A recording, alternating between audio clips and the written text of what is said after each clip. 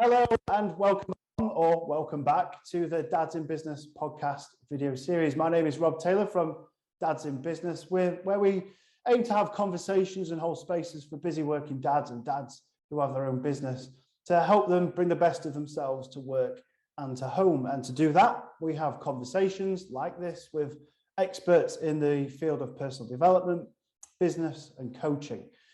Today, we've got an expert who's perfect for our conversation themes and topics. His name is Ian Dinwiddie, and he is the founder of Inspiring Dads.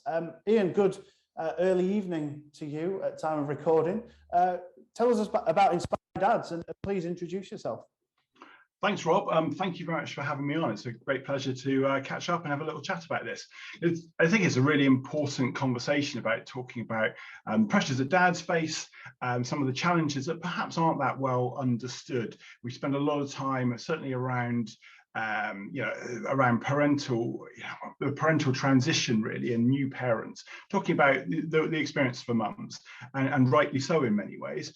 But what I do with Inspiring Dads, I look to focus on new dads in particular, and that particularly challenging transition when everything's up in the air. You go from maybe, certainly if it's your first time dad, but also, the second time can be pretty tough as well. And the third time, I'm sure, as you would allude to, Rob, is also entertaining in its own right. But when things change a lot and the pressure really ramps up, and men feel the pressure of being pulled in different directions, being, trying to be the perfect partner, being present at work. Certainly when we talk about dads who are sort of running their own businesses, real high pressure, because everything in often, or the leadership role is often down to them. But also, looking to have time with your kids, be a great partner, do all these things at the same time.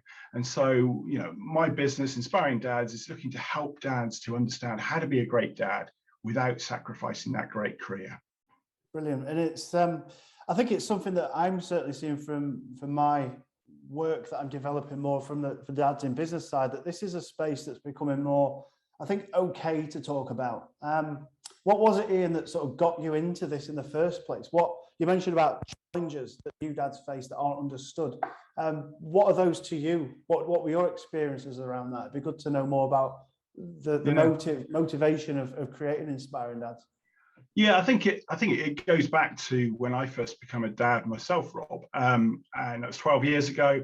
And at the time I was working as a management consultant. I was working away from home quite a lot, and my wife was a lawyer, and she still is a lawyer. And we were trying to work out how we were going to balance things in our lives. We didn't have parents, grandparents nearby. We didn't necessarily want our children to be in sort of full-time sort of daycare and actually wrap-around care. You're probably talking about nanny to make it work for us to carry on working the way that we were at the time. Because I was often away, couldn't guarantee where I'd be working.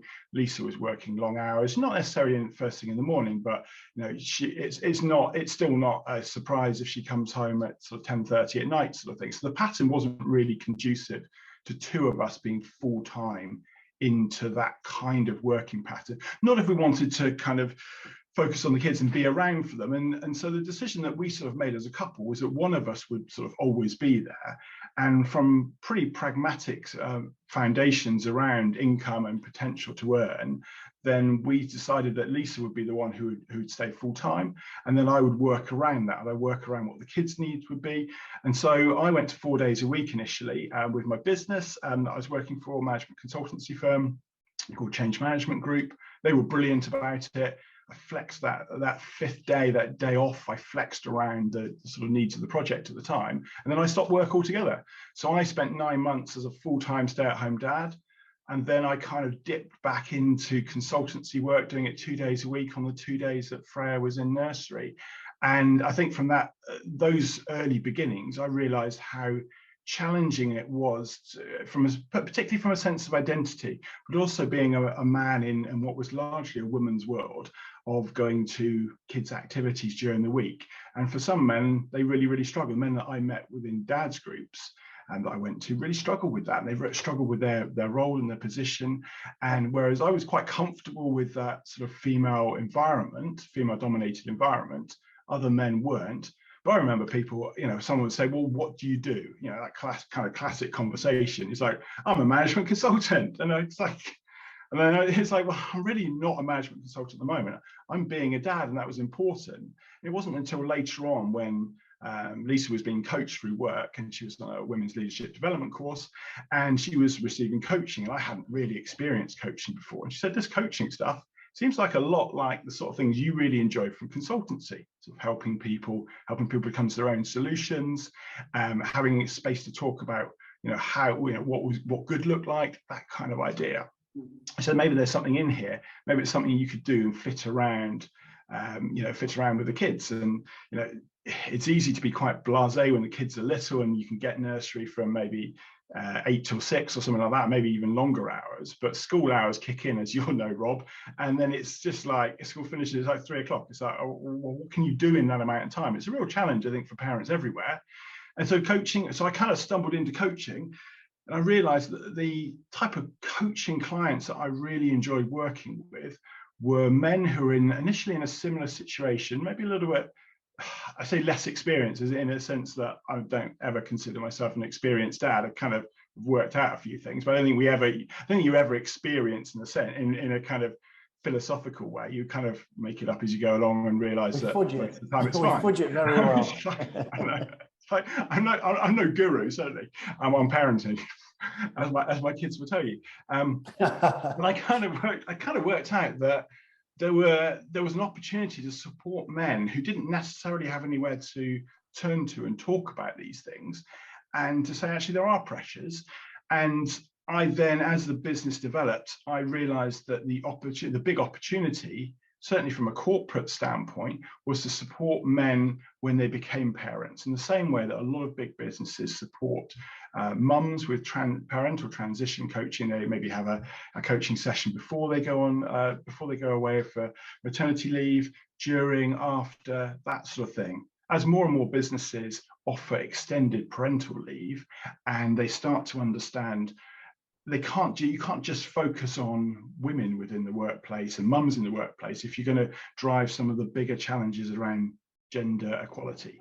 And so the opportunity to support men at that really crucial time, when actually it can feel like the world is on your shoulders and it's really difficult to cope, having someone independent to talk to, I find it incredibly satisfying. And so that's kind of where it came from, really. It's a bit of personal experience, a bit of luck from Lisa pointing me in the right direction. Often it's Mrs. Dinwiddie who has the best ideas. Inspiring Dads, which is the Ian and the Dinwiddie, the I and the D, was her idea. She says that I can give her enough credit. So yeah, if she does get around to listen to me ramble on, there is the credit. So and then like many businesses, I think it goes through various iterations, and you refine your ideas. You think, actually, this is what I really enjoy doing, and this is where the real need is. I think so. I think there's a real power in that sort of lived experience of something. It gives you a certain, I hate the word, but authenticity to talk about something. I think that validity to express and understand and listen with empathy almost to those that are going through the same. I was just scribbling some notes as you were introducing sort of your journey, and I was curious. 12 years ago, I think you said this is where you first became a dad, and I see it quite a lot where people say, and I got the 9 months off. My company were great about it, and they almost have to, I guess, give their company an overt pat on the back because it's the exception, it's not the rule. and have you sort of noticed in the 12 years of you being a parent that organisations are catching up, where it has become accepted in the norm that dads as well as moms can and also are expected to take a share of paternal leave? What changes have you seen in that space? I think it's a really interesting transition. I think it's definitely happening. I was naive. I thought I was going to get 2 weeks of full pay. I didn't realize it was statutory until I might have been like a week or two before I took my 2 weeks. And the business were great because they were really flexible and they really understood where I came from. And I was really open and honest. And actually, I handed in my notice somewhere around 9 months before I actually left the business. So we worked out this plan of how I do it and that side of things. And I think the overwhelming sense you get talking to clients, individual dads, is that they're grateful for the opportunity, certainly where it is where it's well-paid leave, but there's always that sense of, I'm grateful for the opportunity, I really want to take it, and that but is often around, well, how will I be perceived? How will my peers perceive me? How will my boss perceive me? And ultimately, a kind of a concern, certainly within a kind of corporate environment. And I know a lot of your audience is much more, I guess a lot of your audience and the people you work with are a lot more kind of solopreneurs and business leaders and small business owners. So it's a slightly different sort of environment, I would imagine. But for in the corporate side of things, what happens when I, as a man, take 12 weeks leave? What does that mean to my credibility? What does it mean to my commitment? Am I committed? What does that mean if I'm not seen as committed, or will I not be seen as committed? A lot of these elements go through men's minds, because the nature of a lot of heterosexual relationships is that men tend to earn more than their female partners. And therefore that concern around, actually, if I'm not promoted at work, if I'm not progressing at work, if I'm not earning more money, then in some way, then my family's standard of living will suffer. And, you know, certainly in those early days, there may be a question mark about, well, actually at some stage, you know, when the paid maternity leave runs out, then we're on statutory. So actually our income is lower. I need to be almost redoubling my efforts. And that can come with a lot of, contrasting feelings. And I think that's where men, any kind of support that we can give dads and men at that particular time, when it can feel like, it can feel like it's hard to make the right decision, I think it's really important. Just dads talking to each other. I mean, your experience, Rob, I mean, getting men in a group together to talk about their experiences, dads to talk about it, it's so powerful, isn't it? Oh, it absolutely is. And I think that's,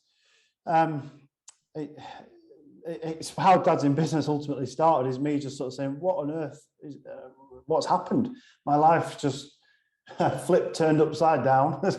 and what on earth am I supposed to do now? Here's a child, deal with that. Yeah. Oh my goodness. And I say in other conversations we've had where I was employed at the time and I had my 2 weeks off, went back to work on day 15 or whatever, and it was as if I'd had a holiday. It's like, oh, how was your break? Well, hang on, there's another human back there. And you never, certainly my experience was as a new dad, is you never get that support sort of pre-birth, certainly don't get it on the day, and there's nothing really afterwards. So you are left to your own devices in some respect. And I'm not by any means, I always have to sort of caveat this with saying, of course the mom needs the care and needs the attention, but that shouldn't discount the requirement for men and dads to be looked after too. It can't disqualify that. It has to be both. And by looking after the dads and the men, surely, as you sort of alluded to earlier, it helps bring wider agendas to the fore, because we're raising this as well, and to raise that means we can raise everything. And if we leave the stigmas and everything down here bubbling away that are unaddressed, why on earth is anyone going to support positive change? Because it's putting themselves at risk. So we've got to have better conversations there, haven't we? Yeah, and I think, there's a number of elements of it. I mean, that the dad's mental health piece, the men's mental health piece, I think is really important. It's not something I talk a lot about. I talk more about the sort of well-being side. But there's some striking stats from NCT, who found that 10% of dads to be will become depressed during their partner's pregnancy. And the number of men who are depressed in the first year after becoming a dad is double that of the general population. We already kind of know that there are men have challenges with mental health, and some of that is possibly to do with not having the skills or the environment to talk about the pressures that they face. But it's really important that men do feel supported and have somewhere to go, and feel confident in having those kind of conversations, even if it's with it could be with professionals, but it also could be with friends who are going through something similar. And actually, I think as men, we kind of assume that because we don't talk about it that much, we kind of assume it's just us, and actually it's a universal experience, and it kind of doesn't really matter what culture you're in, what your background is.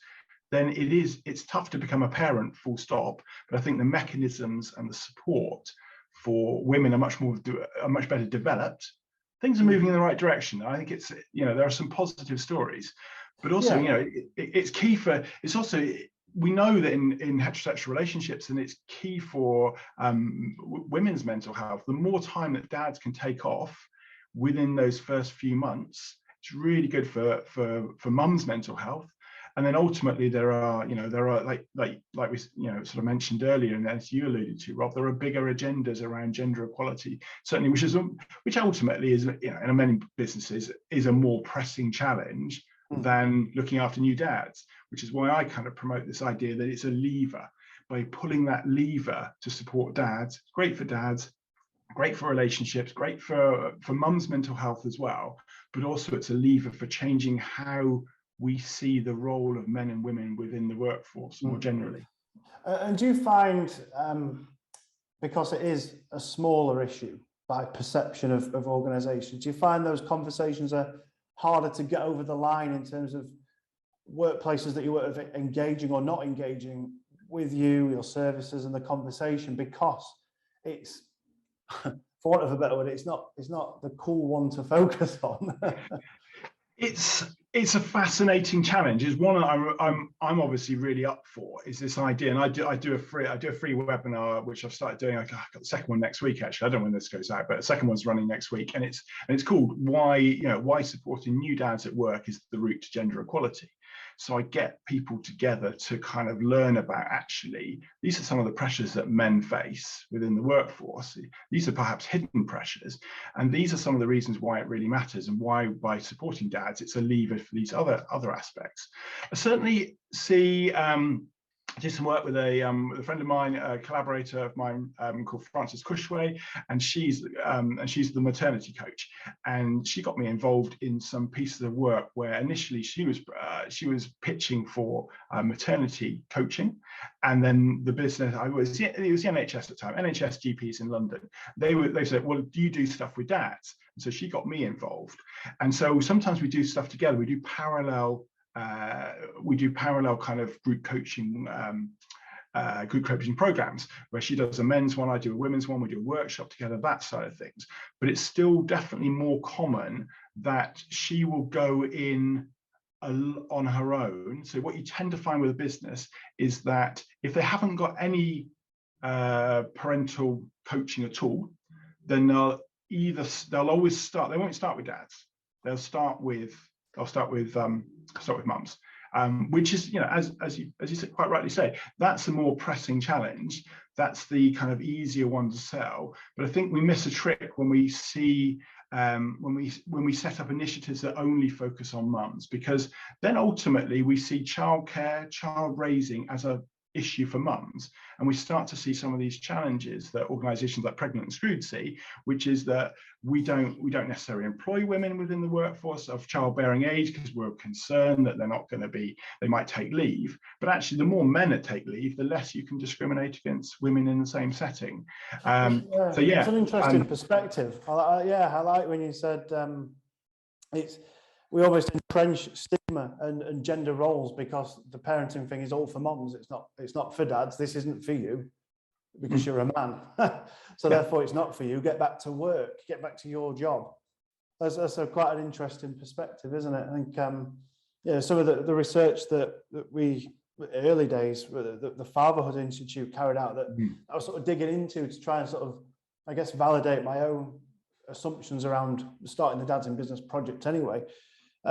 It suggests that 80% of working men in the UK are parents. 57% said they felt emotionally unsupported when they first became a father, and 78% of dads say there's less support available for fathers than there is for mothers.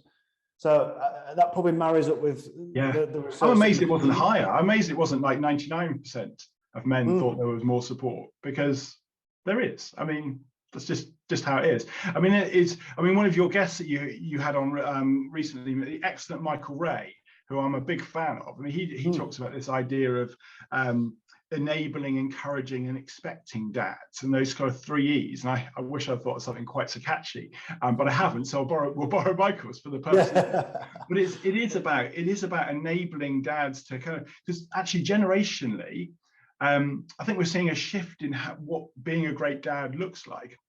And I think it's much more complicated. I mean, certainly for our dads, I guess. I mean, I was quite lucky in many ways and fortunate that my dad had a job where he was remote working. He had a car phone. When Car Phone Warehouse was the obvious name for a business. He had one of these big chunky things in the middle. And he was a chartered surveyor, and so he would drive around, but he could flex his time to kind of be there at kind of, I mean, it's a bit of a cliche. He was at sporting events. So my brother and I would be playing rugby or cricket or something, and he'd turn up and watch because he worked his schedule that way because he was on the road. He was remote working, and he had connectivity, such as it was in the kind of start of the 90s or whatever. But I think it's become much more complicated to be a dad than our father's generation, where the expectations were lower.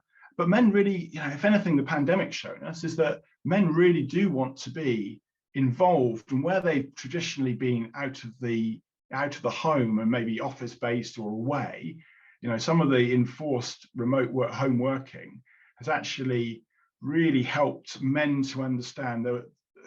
And it's quite sad, really, that in some ways understand the things they've been missing out on. There's been Fatherhood Institute again. They had a fatherhood lockdown fathers report, and they found that 65% of dads reported a better father-child relationship and better well-being as a result of the pandemic, which one of the few, perhaps one of the few shining, one of the few glimmers of light and kind of. I think a lot of people found that time, because it was so enforced, they'd never choose to take that time off because I have to go to work, I should be doing this. And I think that window of time was, I had it where we were fortunate because it was one of the best summers we've ever had, weather-wise. We were basically Spring playing was football. amazing. Yeah.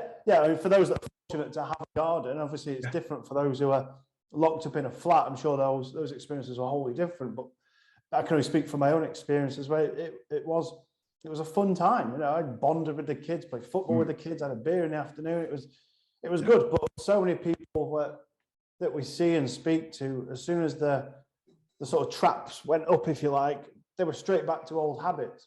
We've got to catch up on lost time now. My God, I need to go and work more. I need to go and get back to 60, 70, 80 hours, where the measure of success is how busy you are, not how balanced you are. And there's a lot of, I guess, stigmas around that, isn't there? And it'd be interesting to know, again, more from your experiences when you had that discussion with your wife about, well, I'll be the I guess, primary caregiver for sake of argument. I'll be that. How did you feel in terms of, before you'd actually experienced it, I'm about to do this, did you have what will they think of me in the schoolyard? What will my mates say? What will my colleagues think? What will my work do? Did this flood your head? Because there's a lot of people on the page in the community where they are primary caregivers, and I don't have that experience. So wherever it flags up, I like to sort of eke it out a little bit more about what that looked like. Oh, you're asking me to think about the time when I didn't have any grey hair. I saw someone I hadn't seen for 15 years the other day. He said, "Oh, you're looking well. Look, quite grey though." It's like, yeah, not saying about before. I've been a parent, I started to be grey before. It's a difficult one to answer because I guess I'm so used to it, and so tapping back into it it's a tricky one to remember, to be honest, Rob. I can only, there was time to go into, I don't think I worried about peers. So I was never, quite an interesting conversation after the wake of a friend of ours and a friend from university, and she said, you were never worried about sort of peer pressure. You never followed. You did what you wanted to do. And I think, and it's something, it struck me some research. A lady called Dr. Jasmine Kelland, University of Plymouth, and she does a lot of research into dads. She's got a book coming out soon as well. And she did some research where she tried to identify what were the characteristics of men who took extended parental leave. And the characteristic she came up with was that they didn't really care, which is a hard one to come at, it was a hard one to bottle because it's not very good from a policy point of view, because it was she called the 𝐓𝐹 fathers. That was the title of this group of men. They didn't really care about the perception of of the people around them. Now so for me, I guess it was that bit where I thought, okay, when people would ask me, you know, what do you do? And I'd say I'm a management consultant. It took me ages to get my head around that I wasn't. The second point would be, I met lots of dads who really struggled with the idea. And I realized that I was the outlier potentially. And a third one was that I had something that I could, that almost replaced that sense of purpose, that workplace sense of purpose. So I do a lot of hockey umpiring. I don't do as much as I used to be honest. But at the time I was progressing up through the kind of the ranks, as it were. And I had that. So on a Saturday, I would always go out every Saturday. That was my thing. I'd go and umpire, and I'd travel around the south of England. I'd umpire, and I moved up from, I guess, I was a regional level 2 to a B to level 2A, and I became a National League hockey umpire 7 years ago now. First time around, anyway. But I had that as a sense of kind of purpose. I had that as a sense of almost authority. It was like, okay, so I'm not a management consultant. To be fair, I wasn't a senior management consultant by any means. I was a senior manager or something, but small business, yeah, enjoyed it, really enjoyed working with people, great clients, worked in a lot of food factories, chocolate biscuits, chocolates, sandwiches, lots of things you could eat, basically, which was great. But I had this thing that I could replace.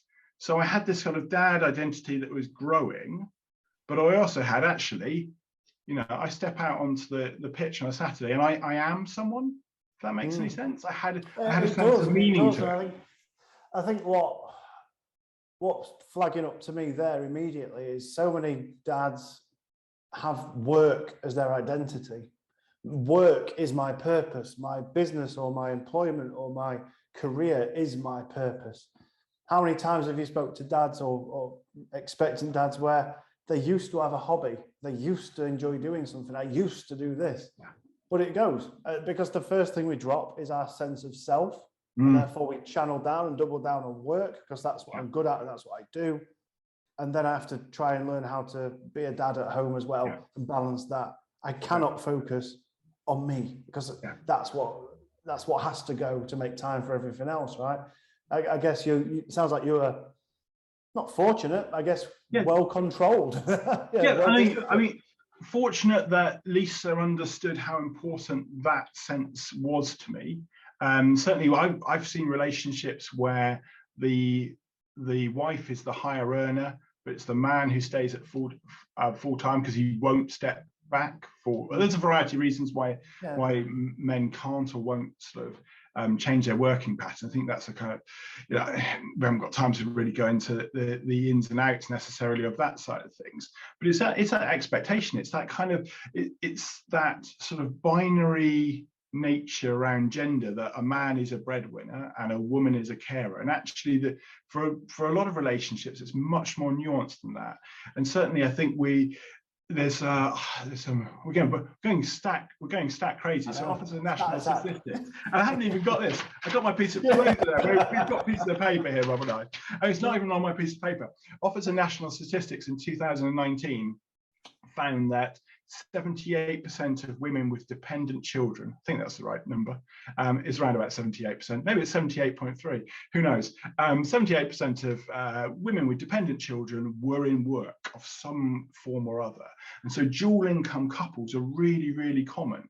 And so this binary idea that men are the breadwinner, women are the carer purely, just doesn't really stack up. And certainly if we look at the experience of someone like Michael Ray and solo parenting, solo dads, then it's clearly just that kind of, it's blended. It has to be blended. And for most, you know, for a lot of relationships, it is blended. And it may not be blended at every moment in time.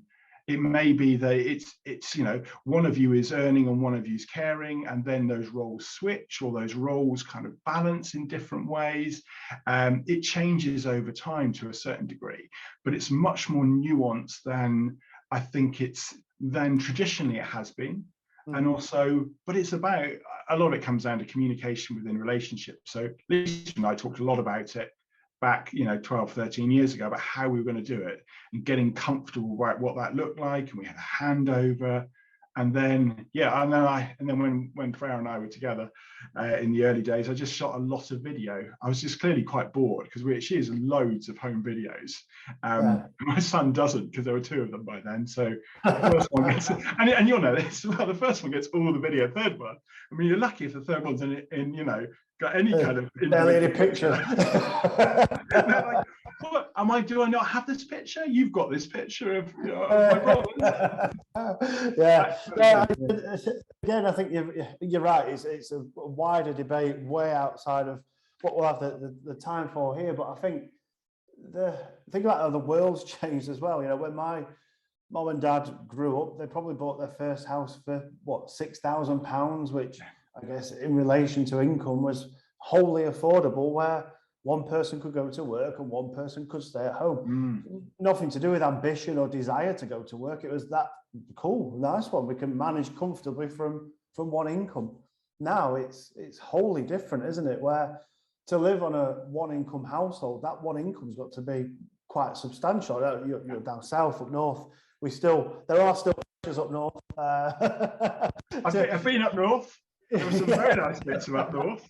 Yeah, we have broadband now, and it's. I think it's a universal challenge. Yeah, I think you're right. Yeah, and I think even excluding the desire and drive for equality, that puts pressures on families to say you have to go and work. You might not want to stay. You might want to stay at home, but you physically can't, because we have to work this out. And obviously with that becomes burden, and then you have to juggle the roles and responsibilities differently. So something has to give, doesn't it? Because if not, we're stuck. Yeah. And if as a man you're taking that all on yourself and redoubling your efforts, which is a pretty common sort of reaction. Actually, we know that men feel the stress of being the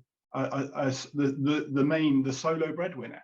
And actually there's some really interesting stats that suggest at a certain point men on average become comfortable, and actually the income gap is quite large. So I don't really want to go there, because it doesn't paint men in a particularly good light, that particular research.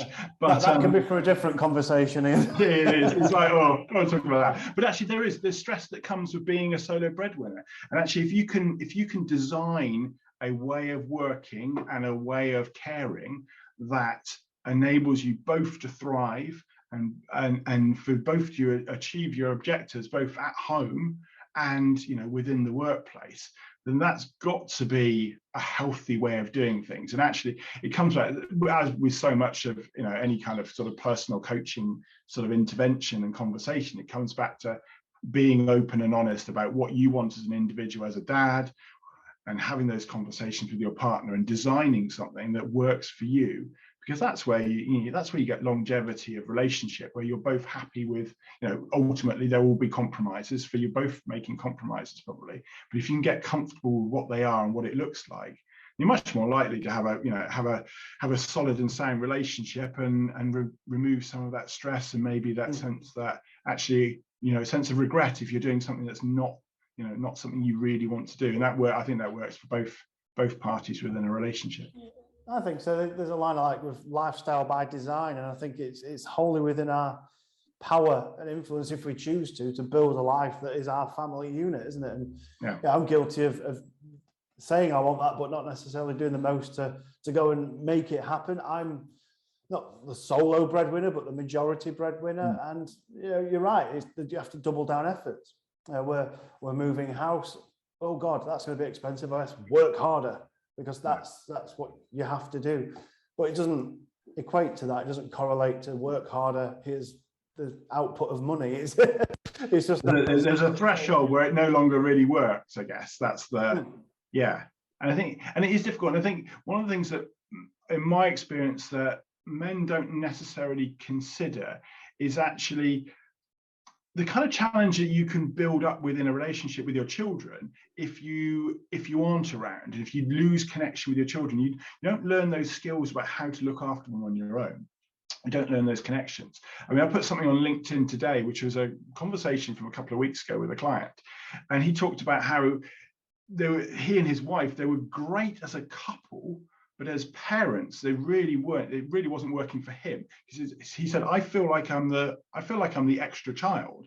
I'm being parented by my wife, and I'm not allowed to be, or I don't have necessarily the connection with my children that I want. And the children are kind of like 4 and 5, and I've kind of like, she's taken on the lead, and so she knows all the she controls almost the way we do things, and it's kind of that, and he's found there's a bit of a gap there that he wants to address, and that's what largely we're working on, is in terms of him being seen as an equal parent and being seen as equally, his opinions being seen as equally valid, and we're sort of in some ways undoing some of those challenges that we societally we build up, where if mums take 9 months, 6 months, 9 months, however long it might be, a year of maternity leave, things get done in a particular way.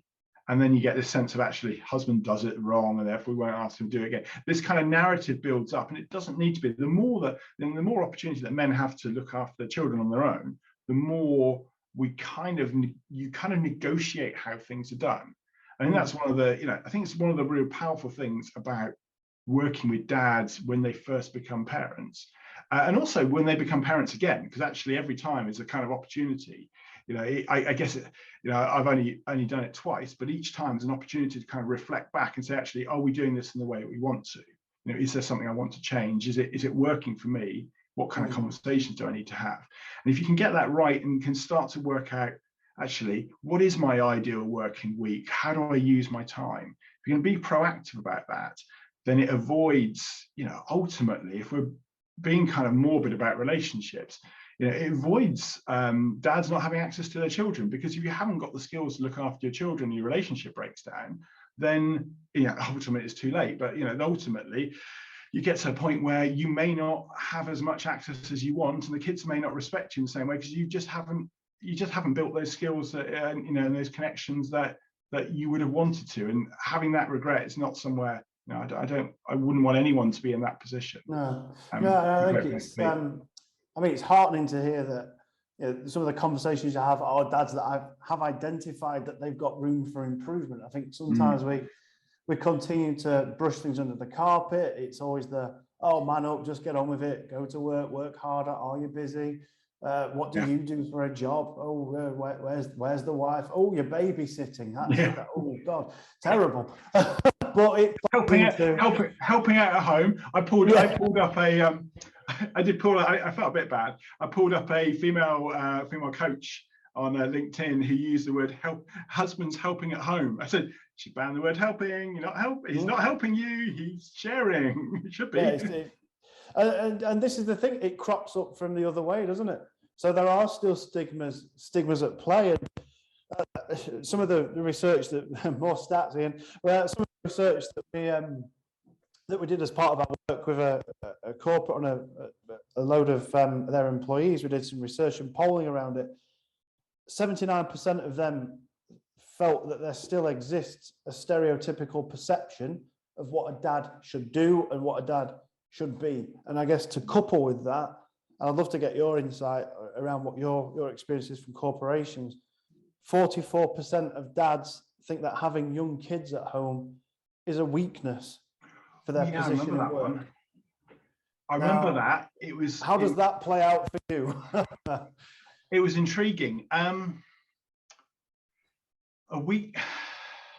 You see, it kind of runs contrary to the idea that there's a motherhood penalty and there's also a fatherhood bonus. So the TUC 2017 found that men, all other things being equal, that the men with children earned on average about 20% more than men without. Now, some of it will be due to you become a dad, exactly what you talked about, redoubling our efforts, working harder to provide, maybe a solo breadwinner, primary breadwinner, much more unequal earning capacity than previously. And it reminded me, I don't know if you've ever seen the Made in Dagenham film, which is all about it's based on Ford. It's based on a real story about women looking for equal pay for the same jobs in the Ford factory in Essex. And some of the narrative around that was that actually men were being paid more because they had a family to support. and some of and that story is partly about actually that's kind of, and it's also, and maybe that sort of crops up as well. So that weakness thing is a really interesting one, because there's also, I must admit, Rob, it confused me, because I think that when we talk about some of the pandemic experiences, that senior leaders with children in the background, male senior leaders, that's seen as humanizing them often, whereas women with children coming in is seen as the woman hasn't got their children under control, even though it's exactly the same children. That narrative is different. So I got to admit that 44% confused me. I mean, what do you think's behind that? I think from the context of that research, it is in terms of workplace competition. It's because there's a lot of pressure on them, and their calendars get overtaken almost by their bosses, who can pop meetings in at 7 in the morning. And I can't do a 7 in the morning meeting because I want to take my kids to school. What do you mean? Do you not care about work? And it's that sort of, so it's almost like perceived as a weakness in terms of their status at work, or their, I guess, competitive positioning with their colleagues. It's very sad to see it. It is sad. It's sad that I think generationally that will change. Those managers who traditionally will have become parents while their wives stayed at home and looked after the children, and they were all in at work, and that's what they, that's probably what they wanted to do. I mean, there's research suggests there's regret. Men do regret. Certainly some interview pieces that I've seen from a few years ago, a guy called Matt Rudd, a journalist called Matt Rudd, writing in the Times. He interviewed men who were commuting out of London Victoria Station. They were commuting down into Sussex and Kent, and well, it wouldn't be Kent, it would be Sussex particularly. Okay, I live in London. I should know where my train is. Anyway, he interviewed men who were in their 50s, and they had big houses and they had big mortgages, and they were working very hard, and they felt trapped by it, and they wished they'd done things differently. And so really evocative, there were some really evocative interview pieces around men regretting how they'd structured, because that's just what you did. But that competition thing's really interesting, because Santander and the Government Behavioural Insights team, who do some really interesting big pieces with corporates, they asked men who were in Santander and another big bank that wasn't named for some reason, and they asked men about their intention to take leave and to work flexibly. I think these were men without children who might become fathers, that kind of demographic. And actually, men, overwhelmingly, like 99% of men, were supportive of other men, their competitors, taking leave and working flexibly. But actually, the men themselves only believe that number to be about 65%. So there's a big gap between that saying, they call it pluralistic ignorance, apparently. That was a new phrase that I learned. And now you've learned, obviously you've learned it as well, Rob. We believe our own personal experience is different from other people's. And when they then shared that research and that 99% number with a control group, the intention to take leave and to work flexibly and work remotely was much, much higher as a result of saying, actually, everyone believes and wants the same thing. Are you now in? Oh yeah. And well, if everyone's going to do it, I'm in. And so that which goes back to that sense about competition, I think. Maybe that's what this research touches on. It's a perception. I feel that it's a weakness. It's not saying it actually is, but my perception is this, and I have to shut up about it, and I have to sweep it under the carpet. Maybe the problems come from within, because it's a feeling that we have. Oh my goodness! Whereas in reality, the culture and the framework is there to allow you to do it. And for many men, it's how we grew up. We grew up with with dads going to work and mum staying at home. That's what, and for a long time, and a long time, that's it's been quite simple. That's been providing for your family has been kind of the number one yardstick for being a good dad. It's now much more complicated, which in some ways makes it harder in some ways. I mean, absolutely. It makes life a lot more harder and a lot more stressful. I mean, it's that sense of having it all. Men want to have it all, and women will be like, we've been trying to have it all for 20 years, 30 years, and it's not that easy, is it, lads? It's like, but it's important.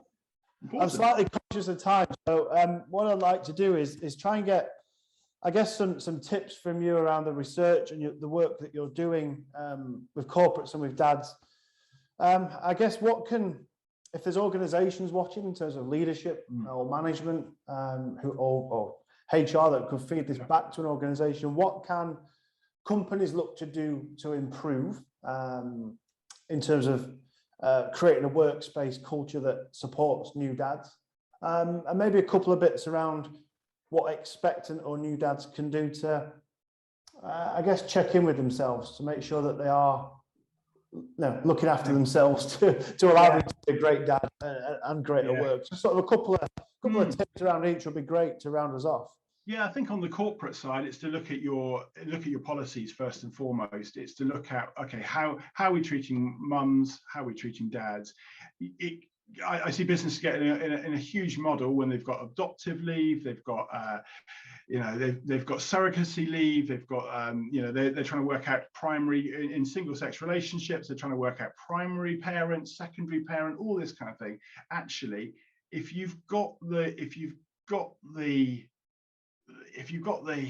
budget for it and the desire to do it, actually standardizing parental leave so that every parent is treated the same, it changes the whole dynamic around who's seen as a great vet. Because if you've got a man and a woman similar age might have children, if you can't tell who's going to take leave or who's going to want to work flexibly because they can, then you can't discriminate. And so you have you change the culture of business. So number one would be look at policies for corporates and look at, are you supporting mums? What are you doing for dads? Are you doing the same thing? What can you do to equalize the support? Because dads do struggle. And the third thing for corporates would be about identifying male senior leadership role models, dads in senior positions who work flexibly, who work remotely, and those individual dads leaving loudly, talking about it and saying, I'm in this position in business, guys around me who you want my job, you can be this, you can act how I'm acting, and telling that as a really good story. So those would be the three for the corporates. For new dads, it's got to be about communication. It's got to be about talking to your partner and understanding and carving out time for yourself, time together, hanging on to those hobbies, because I think that's really important, and making sure it feels equal, and keep talking. And also, accept that the first 3-6 months is a bit of a write-off, but hanging on and but planning outside of that, those kind of early days are just like, you may have a hobby you're going to keep on, but keep talking about it, keep talking about what you need as a couple. I think keeping those lines of communication open I guess that's the number one thing, being really honest about what you want. Because once you're honest with yourself, it gives you a chance to be maybe honest with someone else. Although that may, depending on what your relationship's like and what's going on for you, could be hard to do, but important to do. No, absolutely. Sometimes the best things to do are hard, aren't they? We've got to hit these things head on and deal with difficult situations. It's not easy. We're responsible for other humans in our world, and we've got to be grown-ups about it, I think. And so some good advice there, Ian. And listen, our time flies by. It really does, doesn't it? Good, isn't it? We could chat on, and I think it's probably worth having another catch-up about other more juicy topics that have cropped up in this conversation. Ian, how can we get in touch with you? How can we connect? I know you've got a PDF that might help as well. To give a shout out about that, please, as well. Yeah. So if you go to inspiringdads.co.uk, you can download a PDF. If you're from a business angle and you're looking to build up your business case for supporting dads, and there's a free PDF you can download, 10 reasons why supporting new dads at work really matters. There's also resources for dads as well, and free webinars. Access that as the podcast, where you also, one of the episodes has Rob on, so look out for the Lockdown Dads podcast, which is fortunately no more lockdown, so we can't do Lockdown Dads. Which is a silver lining, and connect with me on LinkedIn. So there are two Ian Dinwiddies. I'm the Inspiring Dads one, not the engineer from Shropshire, who I really should reach out to and say hello to. I'm sure he's already two of us. LinkedIn is where I spend most of my time, but LinkedIn or the website. Superb. Ian, it's been a pleasure chatting with you. Thank you very much for sharing your insights and experiences with us. It's been really helpful, I'm sure, for for those who are going through new dad experiences, and also the business leaders listening in. So thank you very much. Good luck with everything you do, and I hope to speak to you again soon, buddy. Thanks, Rob. Pleasure to be on. Cheers.